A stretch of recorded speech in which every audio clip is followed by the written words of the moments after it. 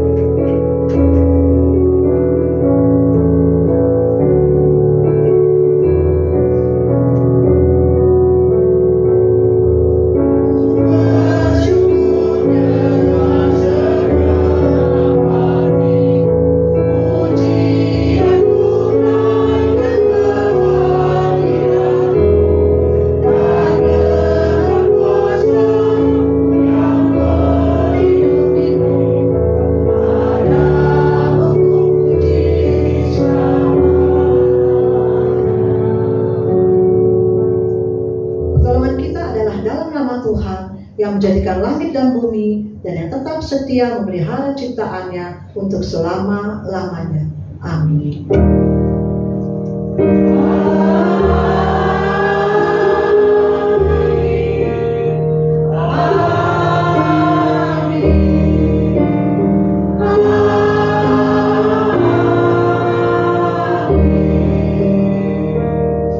Kasih karunia dan damai sejahtera dari Allah Bapa kita dan dari Tuhan kita Yesus Kristus menyertai saudara sekalian.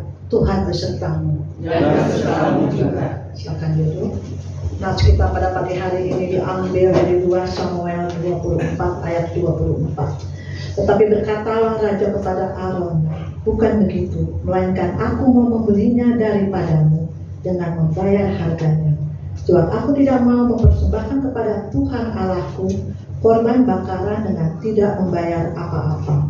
Sesudah itu Daud membeli tempat pengirikan dan lembu-lembu itu dengan harga 50 shikal perak. Kita akan meresponnya kembali dengan menaikkan satu buah pujian.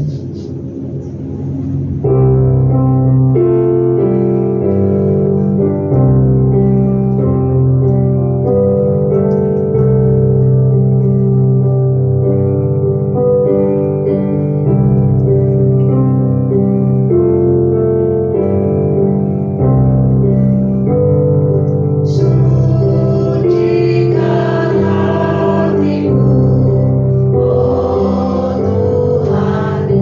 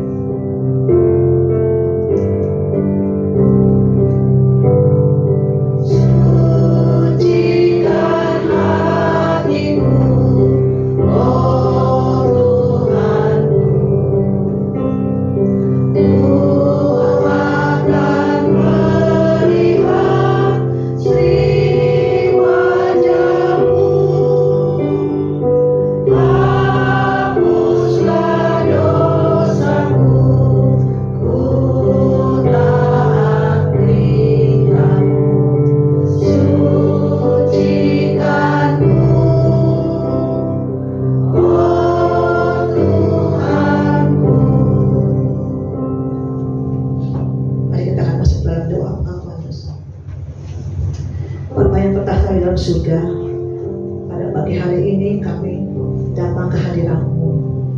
Kami mohon ampun kepadamu ya Bapa untuk segala pelanggaran yang telah kami lakukan, baik terhadap Engkau maupun terhadap sesama. Ampuni ya Bapa, kuduskanlah dan sucikanlah hati kami, agar ibadah pada pagi hari ini layak dan berkenan di hadapan-Mu. Inilah doa kami Bapa, hanya di dalam nama Tuhan kami Yesus kami sudah berdoa. Amin. Saya hendak berbangkit berdiri. Kita akan menaikkan kembali satu buah puji. Saya akan bacakan dulu berita anugerah dari Filipi 3 ayat 7 sampai dengan 8. Kita akan membacanya secara bersama-sama. 3, 2, 1. Tetapi apa yang dahulu merupakan keuntungan bagiku, sekarang kuanggap rugi karena Kristus. Malahan segala sesuatu kuanggap rugi karena pengenalan akan Kristus Yesus Tuhanku lebih mulia daripada semuanya. Oleh karena Dialah aku telah melepaskan semuanya itu dan menganggapnya sampah, supaya aku beroleh Kristus. Demikianlah berita anugerah dari Tuhan. Salam damai.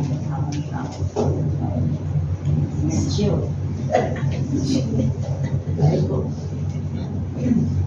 kita akan naikkan nyanyian dari KPPK 275.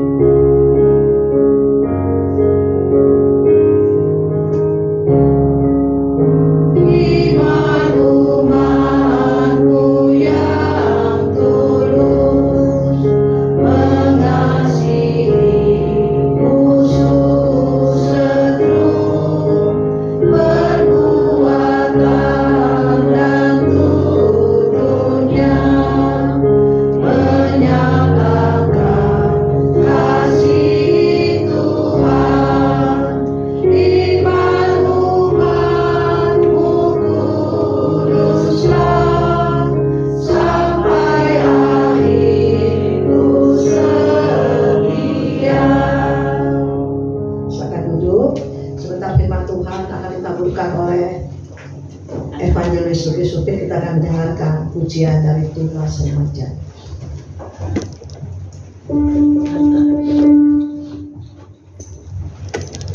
Masuk tadi.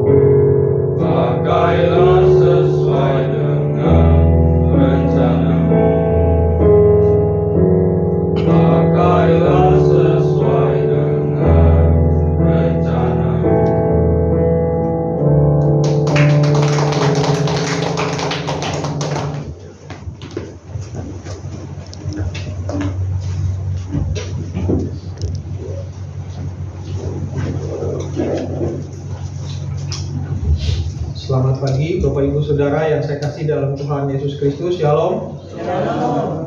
Puji Tuhan, hari ini kita masih diberikan waktu, kesempatan untuk kita boleh datang beribadah pada Tuhan. Dan sebentar lagi kita akan sama-sama mendengarkan kebenaran firman Tuhan. Mari Bapak Ibu, saya mengajak kita semua berdoa mohon pertolongan Tuhan. Mari kita berdoa. Tuhan, kami sungguh bersyukur karena ada waktu bagi kami untuk kami berdiam diri di hadapan Tuhan, mendengar kebenaran firman Tuhan. Firman-Mu yang hidup, firman-Mu yang kekal, firman-Mu yang memberikan kami makanan bagi jiwa kami. Sehingga ya Tuhan, kami senantiasa boleh mengerti apa yang Tuhan rencanakan dalam kehidupan kami. Berkati hamba-Mu yang akan menyampaikan kebenaran firman-Mu, juga jemaat yang mendengarkan. Kami semua ya Tuhan boleh mendapatkan berkat melalui firman-Mu. Dalam nama Tuhan Yesus kami berdoa. Amin. Mari Bapak Ibu, saya mengajak kita membuka firman Tuhan. Hari ini kita akan sama-sama membahas satu tema yang masih menjadi tema besar, yaitu menjadi murid Kristus. Di dalam Markus 10 ayat 17 sampai 22. Tema yang akan kita renungkan hari ini yaitu murid Kristus yang siap bayar harga. Markus pasal yang ke-10 ayat 17 sampai dengan ayat yang ke-22.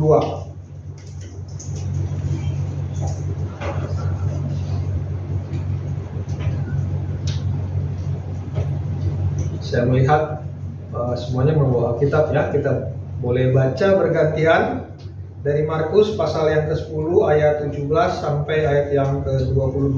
Saya akan baca ayat ganjil, Bapak Ibu Saudara akan membaca ayat yang ke-6. Orang kaya sukar masuk kerajaan Allah. Pada waktu Yesus berangkat untuk meneruskan perjalanannya, datanglah seorang berlari-lari mendapatkan dia, dan sambil bertelut di hadapannya, ia bertanya, "Guru yang baik, apa yang harus kuperbuat untuk memperoleh hidup kekal?"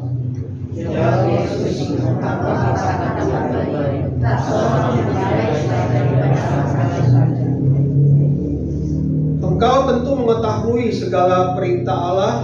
Jangan membunuh, jangan berzinah, jangan mencuri, jangan mengucapkan saksi dusta, jangan mengurangi hak orang, hormatilah ayah dan ibumu.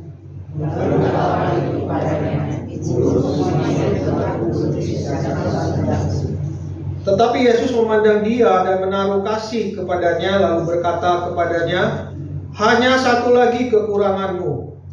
Pergilah, jualah apa yang kau miliki dan berikanlah itu kepada orang-orang miskin, maka engkau akan memperoleh harta di surga. Kemudian datanglah kemari dan ikutlah aku."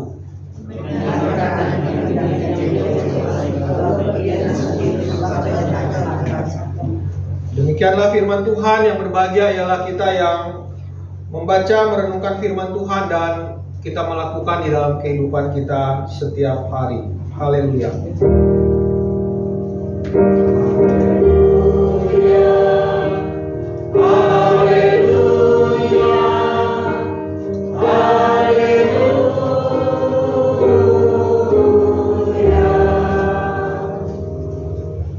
Bapak Ibu Saudara yang saya kasihi di dalam Tuhan Yesus Kristus, seandainya Alkitab yang di sebelah tangan kanan saya ini melambangkan hidup yang kekal atau kerajaan surga, dan jam tangan ini anggap saja mahal ya Bapak Ibu. Ini nggak mahal ya. Ya. Tapi kan ada jam tangan yang mahal kan, yang bisa ratusan bahkan miliar. Ya, kadang-kadang saya bingung kenapa bisa mahal ya, apa bahannya mahal ya, apakah bahannya dari planet gitu kan, dari planet tertentu atau dari matahari atau dari meteor yang jatuh ke bumi. Tapi bisa juga ya, ada mahal karena misalnya jam ini punyanya presiden pertama Indonesia, ya kan? Atau pernah dipakai Ratu Elizabeth misalnya, jadi mahal. Nah, anggap saja ini sesuatu yang mahal.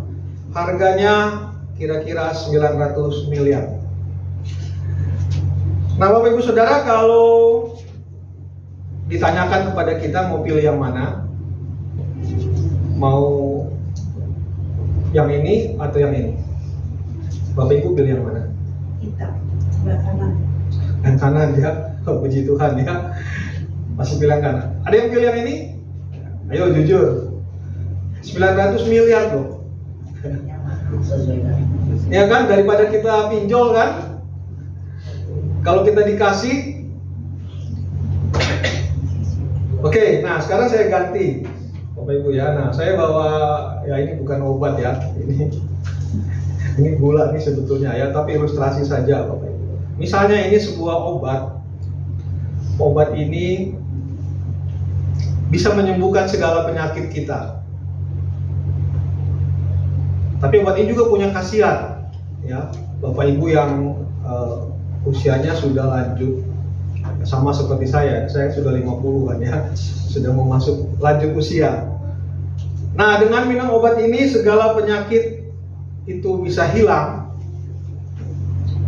Kita jadi awet muda, kita menjadi kuat, sehat kembali, sehingga kita kuat naik tangga ya. Tidak perlu dituntun. Mau pilih yang mana? Pilih yang ini, yang kanan atau yang kiri? Hah? Ayo jujur. Kalau kita hari ini divonis, hidup kamu ini tinggal seminggu, tetap pilih ini? Ya, puji Tuhan ya. Iyalah pilih ini kan, karena tinggal seminggu juga, nanti juga pergi kan? Ya, puji Tuhan ya kalau semua jemaat menjawab yang sebelah kanan ini. Ya, karena itulah yang dicari oleh, yang diutamakan kan oleh dunia saat ini, yaitu apa? Harta, kemudian kekuasaan atau kesenangan hidup.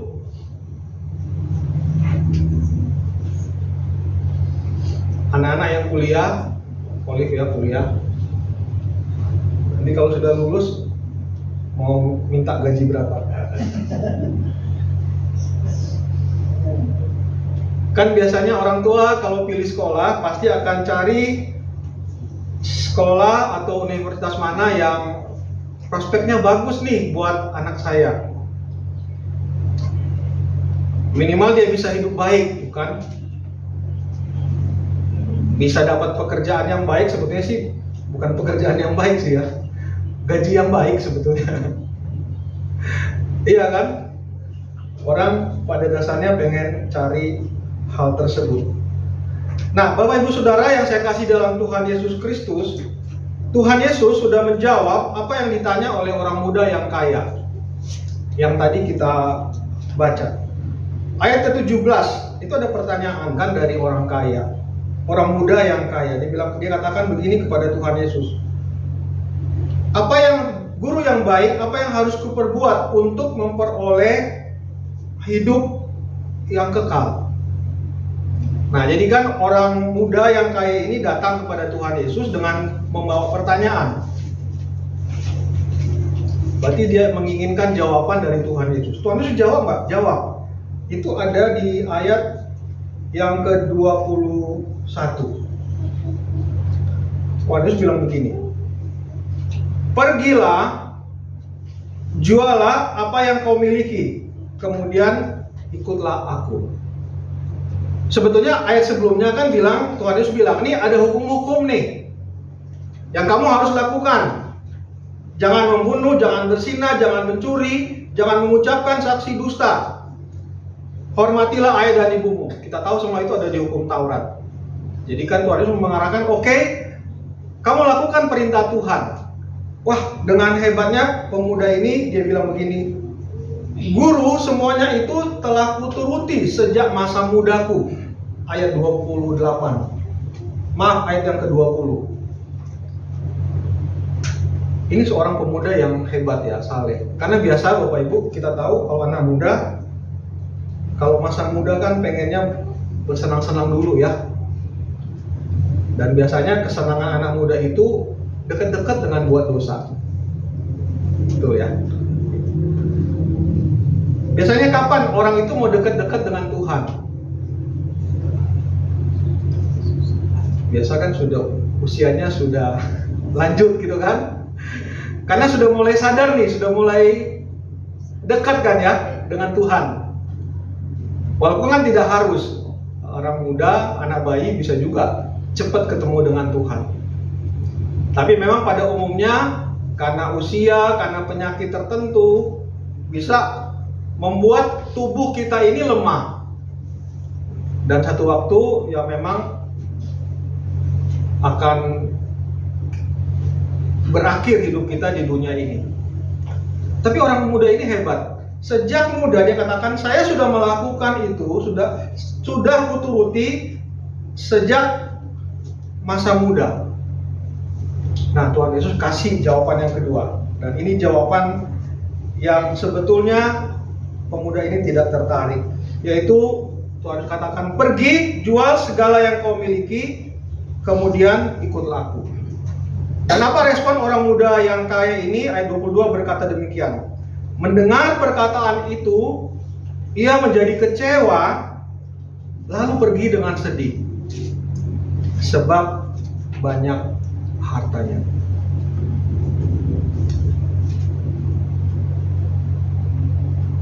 Saya kembali ke tadi Bapak Ibu ya, ilustrasi tadi. Sebelah kanan ini kan kerajaan Allah, hidup kekal, surga. Ya, itu istilah yang kita pakai. Bukankah itu yang ditanyakan oleh pemuda tadi? Guru, apa yang harus aku lakukan untuk mendapatkan hidup kekal? Nah, di sebelah kirinya ternyata dia ini kaya raya kan, banyak hartanya. Dan jelas sekali kan Alkitab memberikan jawaban. Kalau jawaban kita kan beda dengan pemuda yang kaya ya. Tadi Bu Ayi bilang pilih yang kanan kan ya. Selesai kan? Tapi pemuda ini ternyata jawaban Tuhan Yesus berat bagi dia. Karena Tuhan Yesus itu suruh pergi jual hartanya. Nah, mungkin kita bertanya ya di sini, saya juga ini pertanyaan yang selalu saya tanyakan, kan, saya gumulkan. Mungkin Bapak Ibu juga sering bergumul tentang kekayaan. Pertanyaan yang sering kita tanyakan, apa yang salah sih dengan kekayaan? Hari ini ya tadi ya, saya sudahlah kalau orang yang memang dia mau jadi pengusaha kan dibilang kalau di guru kan ya, kan kadang-kadang kalau guru tuh suka protes, kok gajinya kecil. Soalnya sering dibilang begini kan, kalau kamu mau gajinya besar jangan jadi guru, jadi pengusaha gitu ya. Jadi kalau jadi guru jangan cari uang katanya, begitu. Kasian juga sih ya jadi guru ya. Tapi apakah begitu ya? Saya kira kita semua hidup di dunia ini memang membutuhkan uang. Nah, apa yang salah dengan kekayaan?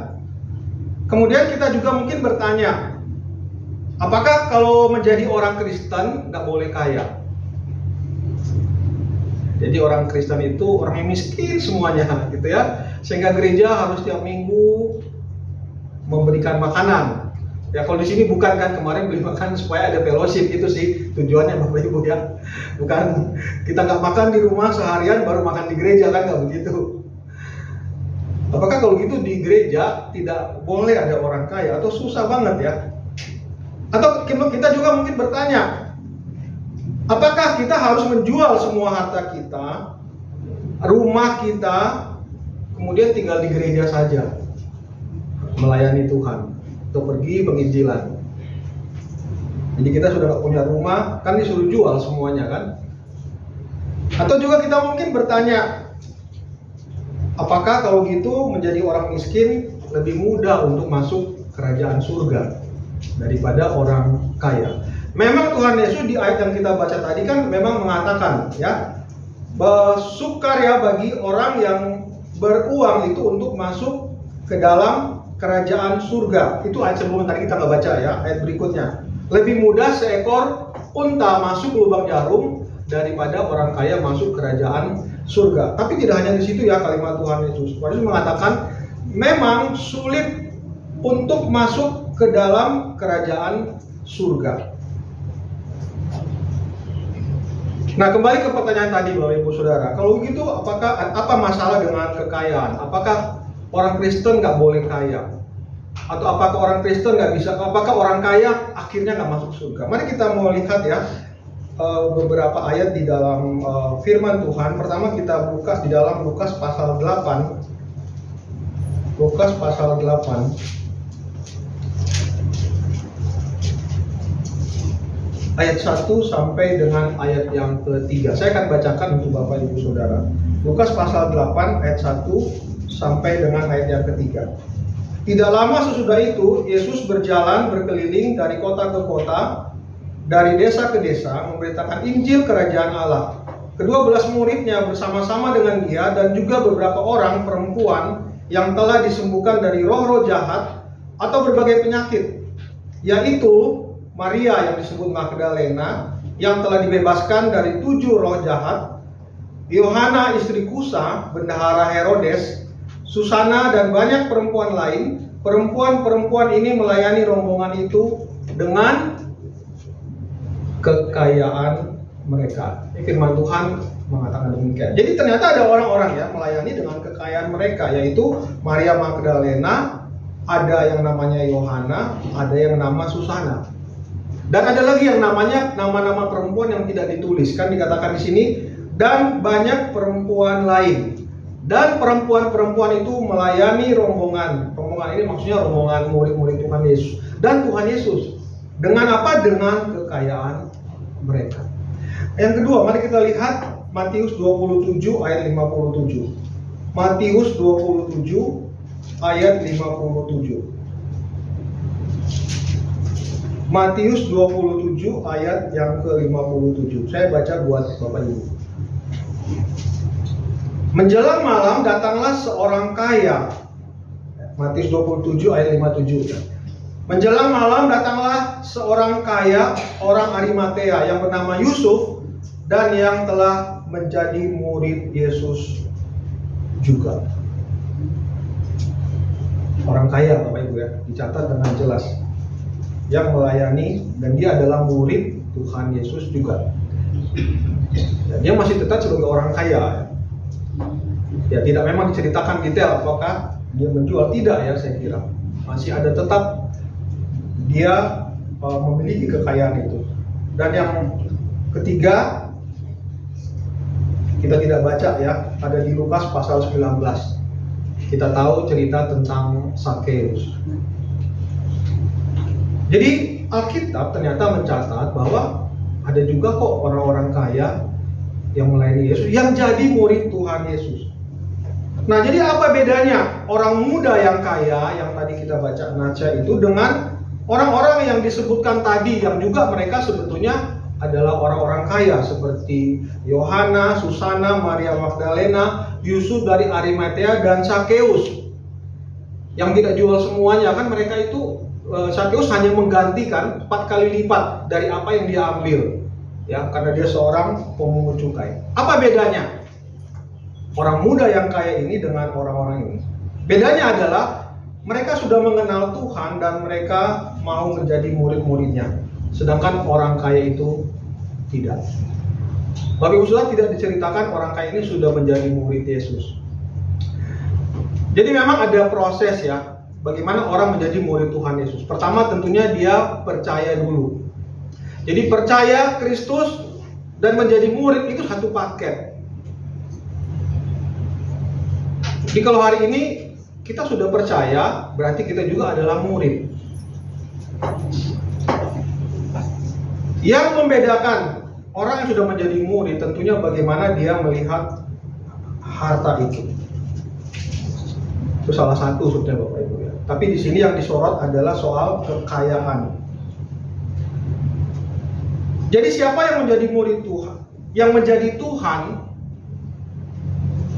bagi orang kaya, Tuhannya yang ini, Tuhannya hartanya. Tapi bagi seseorang yang sudah menjadi murid Tuhan, yang menjadi Tuhan ya adalah Tuhan Yesus Kristus. Bapak Ibu Saudara yang saya kasih dalam Tuhan, kekayaan itu bisa menjadi penghalang bagi seseorang untuk mengandalkan Tuhan sepenuhnya. Dan memang kan Tuhan Yesus pernah berkata, seorang hamba tidak dapat mengabdi kepada dua tuan. Siapa dua tuan itu? Allah dan Mamon. Mamon itu sebetulnya satu istilah yang disebut untuk harta benda yang kita miliki. Kekayaan itu bisa milik Tuhan atau bisa dipertuhankan. Nah, maksud saya bagaimana? Apa sih maksudnya? Kekayaan itu bisa milik, ya, seperti Tuhan. Karena dia bisa memberikan seperti apa yang Tuhan berikan. Saya berikan contoh, Bapak Ibu, ya. Ada banyak sebetulnya, cuma beberapa saya berikan contoh. Yaitu yang pertama, kekayaan itu bisa memberikan kuasa. Tuhan punya kuasa, punya, ya, punya kuasa. Kita sakit, dia bisa menyembuhkan. Angin ribut bisa Tuhan redakan, bisa mengalahkan. Itu kuasa namanya. Orang yang berniat jahat, Tuhan bisa tahan karena dia punya kuasa. Ya. Misalnya ada satu malapetaka yang bisa terjadi, ya Tuhan bisa tahan karena dia punya kuasa. Tapi sebetulnya uang punya kemiripan juga, ya. Tapi dalam hal tertentu, tidak seperti kuasa Tuhan tentunya. Tapi manusia, kita tinggal di dunia, kita melihatnya sepertinya daripada nunggu Tuhan, daripada Tuhan ya ini juga punya kuasa kok yang sama. Saya berikan contoh Bapak Ibu, ya. Misalnya kemarin kan rame ini kasus seorang anak anggota DPR itu dia punya kuasa kan, tapi hebat kuasanya, tidak hanya kuasa jabatan, ternyata dia punya uang. Nah, uanglah ini yang sebetulnya, kalau dia cuma anggota DPR kan, ya apa sih satu anggota DPR mau tekan pengadilan nggak bisa, ya. Mau bilang, hakim tolong bebaskan anak saya, ya nggak mempan itu. Yang paling mempan apa Bapak Ibu? Pakai uang, ya, pakai uang. Berapa yang dibayar? Saya nggak tahu jumlahnya, ya. Tapi kan kemarin yang saya tahu, makanya kenapa tadi di depan saya kasih 900 miliar. Karena kan salah satu juga ketika kan jadi anak ini kan dibebaskan. Anak anggota DPR ini dibebaskan dari tuduhan pembunuhan. Jadi dia bunuh pacarnya, dan sebetulnya harusnya pembunuhan itu kan pidana, ya, masuk penjara. Tapi bisa bebas sama hakim. Ternyata sudah dibeli, ya. Dibayar dengan uang yang saya kira bukan cuma 100-200 juta, itu bunyinya sudah miliar. Ya, kemarin saya lihat di media sosial juga, ternyata ya karena yang menyuap juga ditangkap, yang mama dari si pembunuh ini juga ikut ditangkap, ya, karena dituduh menyuap aparat negara. Tapi hakim-hakimnya juga sudah ditetapkan tersangka kan, ada 3 orang hakim. Jadi uang itu luar biasa, ya, bisa mengatur pengadilan. Tadinya harusnya dihukum badan, bisa dibeli ternyata, ya. Bisa punya kuasa mengeluarkan seseorang dari penjara. Uang juga bisa, kekayaan juga bisa apa ya, bisa dilakukan yang mirip dengan apa yang Tuhan bisa berikan, yaitu kenyamanan hidup. Ya, kita punya uang, kita bisa beli rumah, ya. 900 miliar beli apa? Makanya tadi kalau saya tanya, 900 miliar bisa beli rumah di Alam Sutra, banyak, ya.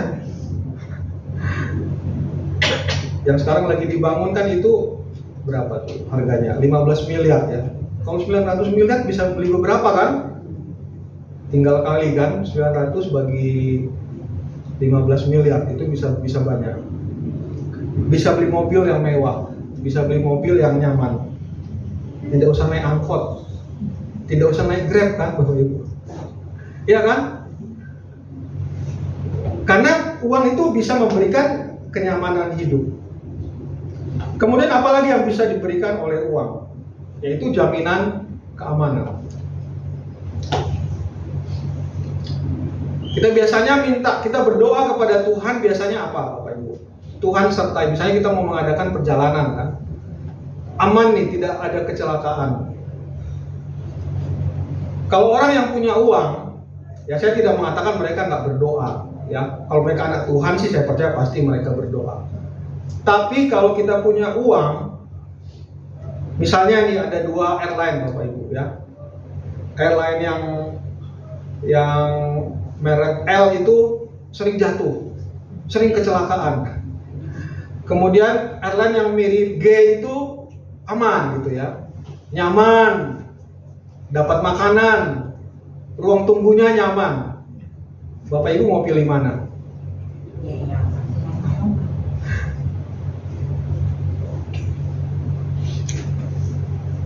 Kalau kita mau tur ya, kemarin kan banyak terjadi kecelakaan kan ya. Anak-anak sekolah pergi tur, salah satu yang disalahkan karena pilih busnya yang murah. Yang bus yang murah berarti apa? Yang nggak terawat. Dan memang sebetulnya alat transportasi paling aman Bapak Ibu itu pesawat sebetulnya. Orang pikir jatuh kan, padahal sebetulnya di dunia ini alat transportasi paling aman itu adalah pesawat. Tapi apa boleh buat kalau nggak ada uang? Kan nggak bisa naik pesawat. Naik pesawat pun kita bisa pilih kalau kita punya uang yang banyak. Bisa cari yang aman bukan? Saya kira nggak ada ya orang yang uangnya banyak gara-gara dia hemat banget. Ya saking hematnya, ini sudah berapa kali ini kecelakaan, tetap mau pilih, belum lagi delay-delaynya. Kalau yang mahal kan berarti servisnya bagus, tapi butuh uang Bapak Ibu. Nah jadi kekayaan itu atau uang itu bisa juga sepertinya ya memberikan jaminan keamanan, jaminan kenyamanan. Kan itu sebetulnya sifat Tuhan kan, karakter Tuhan, atribut dari Tuhan. Dia yang maha kuasa, dia yang memberikan kenyamanan, dan tadi ya dia berkuasa mengatur. Tapi rupanya kalaupun punya uang, rupanya bisa seperti Tuhan, mengatur segala sesuatu, bahkan bisa mengatur pengadilan. Bapak Ibu Saudara, tema kita hari ini adalah murid yang rela, yang siap bayar harga. Nah, seperti apa murid yang siap membayar harga itu? Murid yang siap membayar harga ialah murid yang rela melepaskan apa yang menghalangi ya. Apapun yang menghalangi dia untuk mengikut atau menjadi murid Tuhan Yesus. Bapak Ibu Saudara, menjadi murid yang siap bayar harga artinya tidak boleh ada sesuatu yang lain selain Tuhan. Inilah masalah yang terjadi pada orang kaya yang datang pada Tuhan Yesus tadi. Memang kalau kita renungkan lebih dalam, sebetulnya bagian ini lebih berbicara tentang keselamatan. Yaitu keselamatan sebetulnya bukan usaha orang untuk dapat. Nggak dapat Bapak Ibu. Karena makanya tadi kan si pemuda ini berusaha pertama dari berbuat baik. Tapi kemudian ketika Tuhan Yesus suruh dia jual, nah sebetulnya sih Tuhan Yesus tidak sebut hukum yang pertama sampai ketiga kan, sampai keempat. Sebetulnya ketika Tuhan Yesus suruh jual ikut Tuhan, sebetulnya itulah hukum itu, yaitu apa? Kasihilah Tuhan Allahmu dengan segenap hatimu. Nah ini pemuda ini enggak, yang dia kasih apa? Yang dia kasih harta.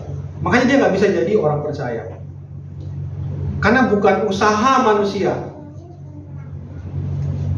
tetapi itu pemberian dari Allah sendiri. Jadi Bapak Ibu, kalau sekarang kita merenungkan murid Kristus bayar harga, sebetulnya yang lebih dulu bayar harga itu Tuhan Yesus,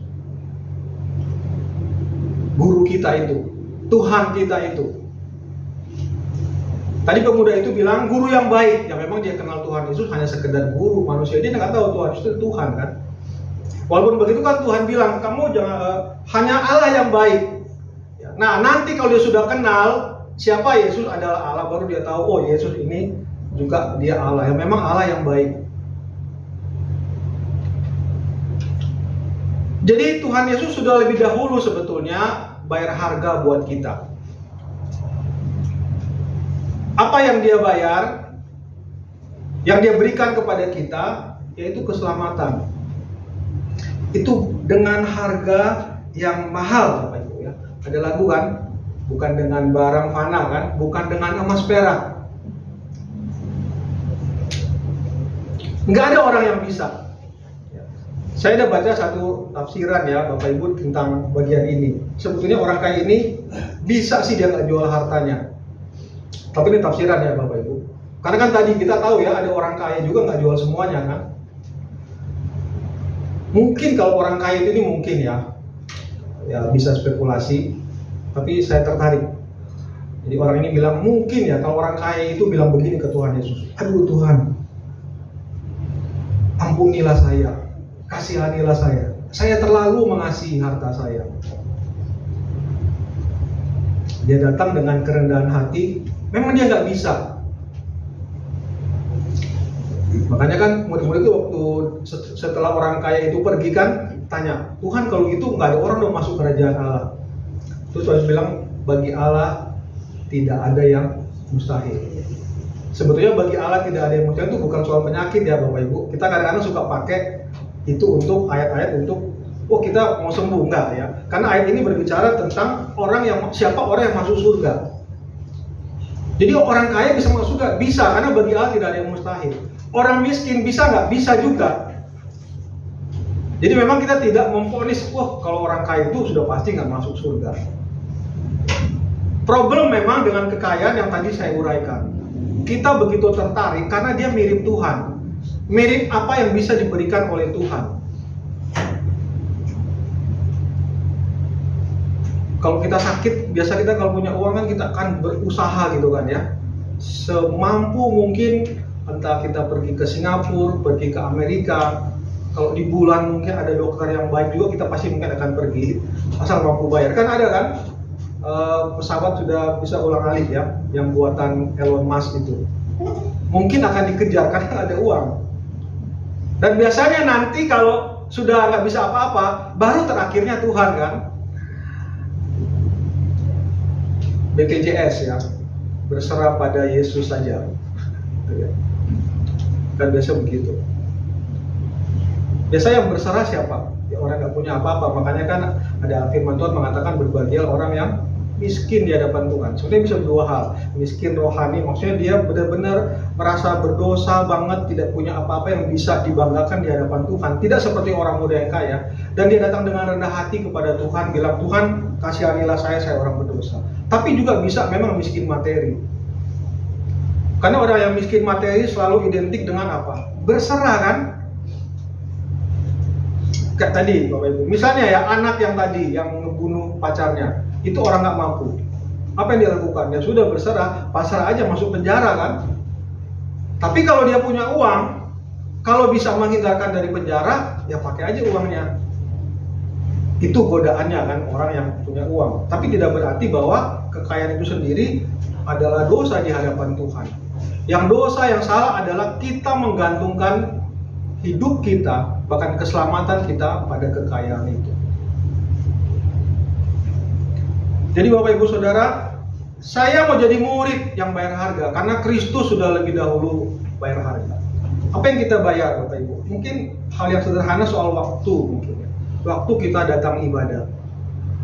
Saya bersyukur Bapak Ibu tetap setia ya beribadah. Nah, sekarang sudah ada dua kan, bisa pagi, sudah banyak pilihan. Nah harusnya nggak ada alasan lagi kan nggak ke gereja. Bapak Ibu ada satu gereja, saya mungkin nggak sebut di sini ya, karena ini direkam. Nanti kalau tadi saya sebut di bawah, karena nggak direkam.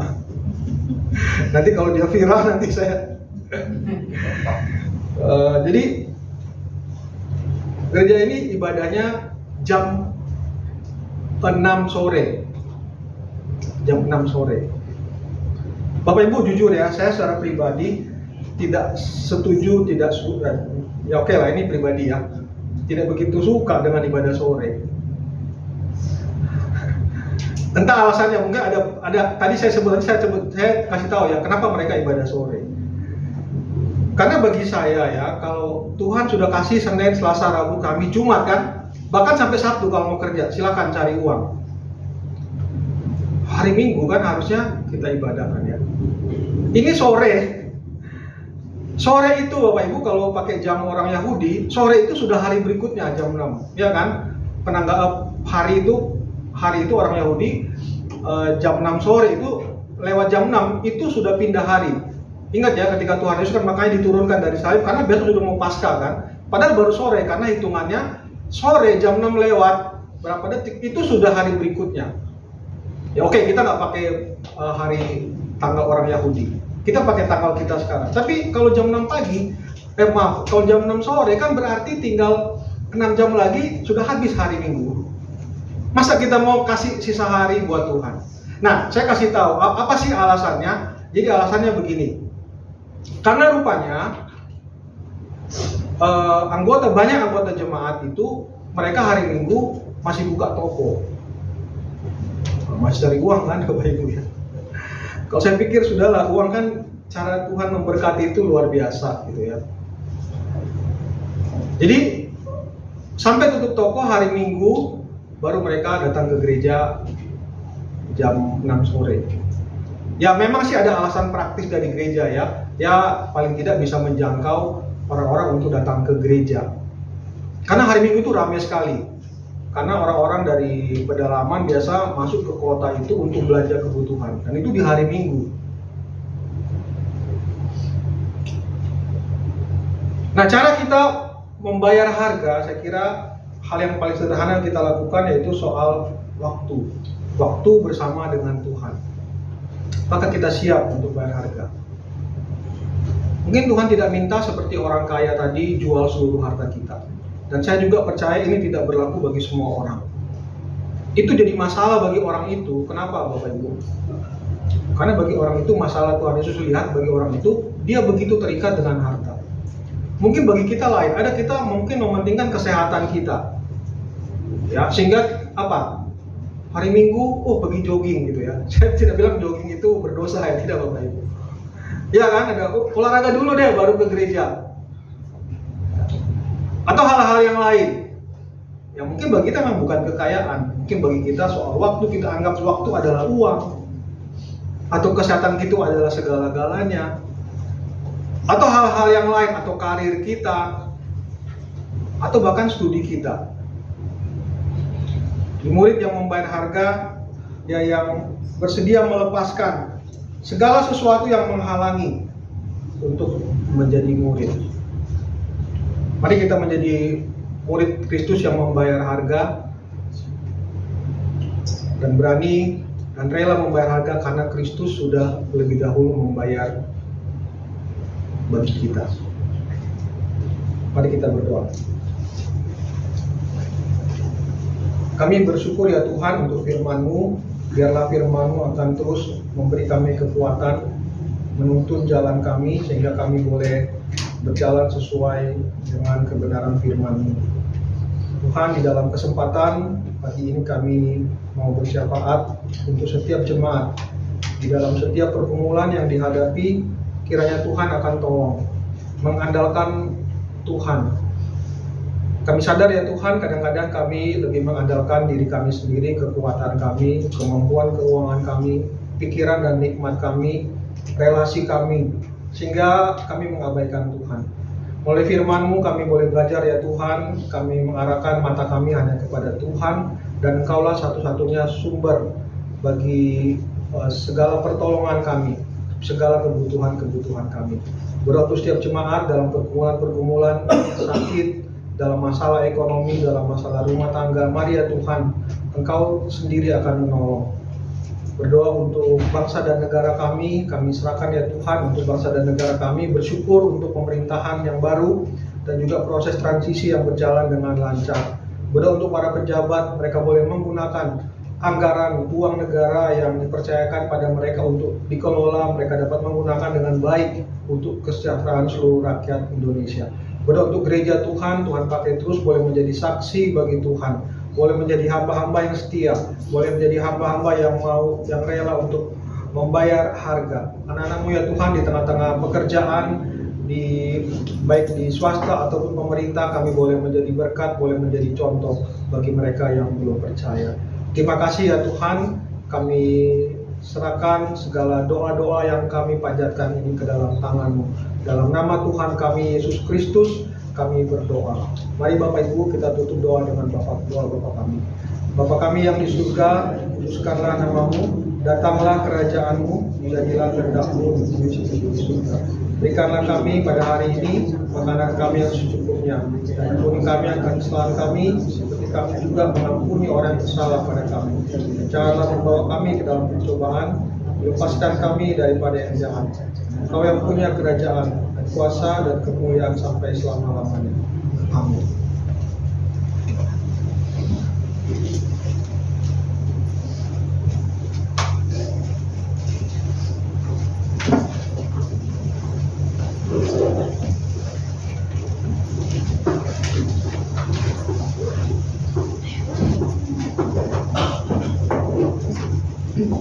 Saudara sekalian, saya undang berdiri. Marilah kita bersama dengan umat Allah di masa lalu, masa kini, dan masa depan mengingat pengakuan pada baptisan kita menurut pengakuan iman rasuli. Aku percaya kepada Allah, Bapa yang Maha Kuasa, Khalik langit dan bumi, dan kepada Yesus Kristus, Anaknya yang tunggal Tuhan kita, yang dikandung daripada Roh Kudus, lahir dari anak darah Maria, yang menderita sengsara di bawah pemerintahan Pontius Pilatus, disalibkan, mati, dan dikuburkan, turun ke dalam kerajaan maut, pada hari yang ketiga bangkit pula dari antara orang mati, naik ke surga, duduk di sebelah kanan Allah, Bapa yang Maha Kuasa, dan dari sana Ia akan datang untuk menghakimi orang yang hidup dan yang mati. Aku percaya kepada Roh Kudus, gereja yang kudus dan am, persekutuan orang kudus, pengampunan dosa, kebangkitan orang mati, dan hidup yang kekal. Amin. Silakan duduk.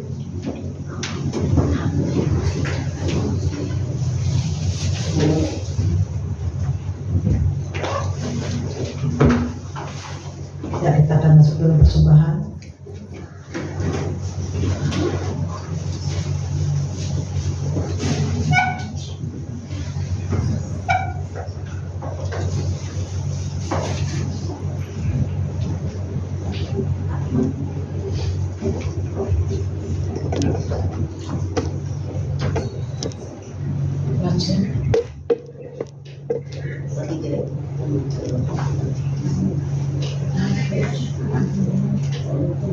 Diambil dari Mazmur 146 ayat 5. Berbahagialah orang yang mempunyai Allah Yakub sebagai penolong, yang harapannya pada Tuhan Allahnya. Mari kita menaikkan sebuah pujian nomor 342.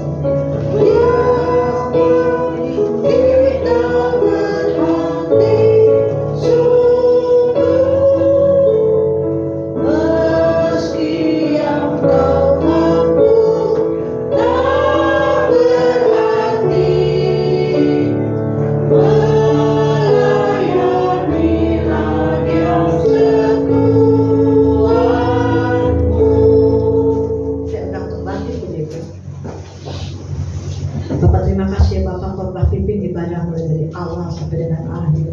Dan pada pagi hari ini kami memberikan sebagian apa yang kami terima, yang semuanya berasal daripadamu. Berkatilah ya Bapak untuk tangan-tangan yang telah memberi, biar persembahan ini akan berguna untuk memperluas kerajaan di tempat ini. Inilah doa kami Bapak, hanya di dalam nama Tuhan kami Yesus kami sudah berdoa. Amin. Kita akan menaikkan doa pengutusan, kemudian doa berkat akan disampaikan oleh penginjil Lukas.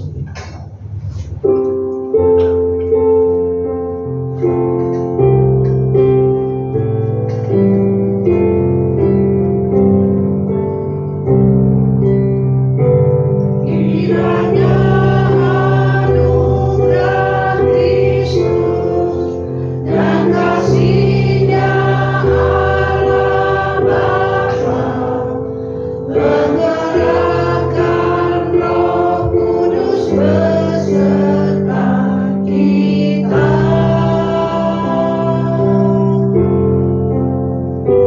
Kiranya anugerah Kristus dan kasih-Nya Allah Bapa, menggerakkan Roh Kudus beserta kita.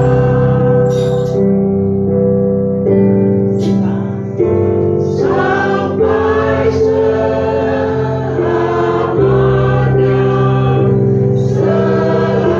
selamanya. Amin. Jemaat yang dikasihi Tuhan, arahkanlah hatimu kepada Tuhan. Kami mengarahkan hati kami kepada Tuhan. Jadilah saksi Kristus. Syukur kepada Allah. Terpujilah Tuhan. Kini dan selama. Terimalah berkat Tuhan. Anugerah Tuhan Yesus Kristus dan kasih Allah dan persekutuan Roh Kudus beserta saudara sekalian mulai saat ini sampai selama-lamanya.